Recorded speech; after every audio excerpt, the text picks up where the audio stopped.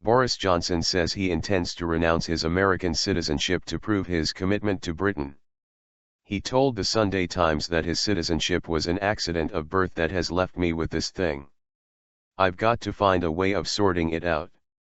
The mayor of London, who was born in New York, has in the past been forced to pay US tax because of his American citizenship. He has just completed a 6-day tour of cities in the US. Mr. Johnson said he would approach US Ambassador Matthew Barzun to explore what steps he had to take to give up his American nationality.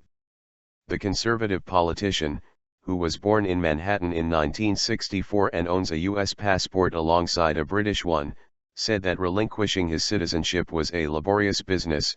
They don't make it easy for you. Tax bill.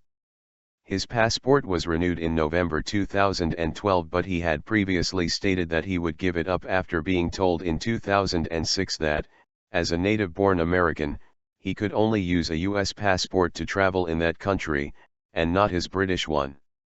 The reason I'm thinking I probably will want to make a change is that my commitment is, and always has been, to Britain, he said. In January he settled a US tax bill he had previously described as absolutely outrageous. Mr. Johnson had faced a demand from the US authorities to pay capital gains tax on profits from the sale of his house in North London.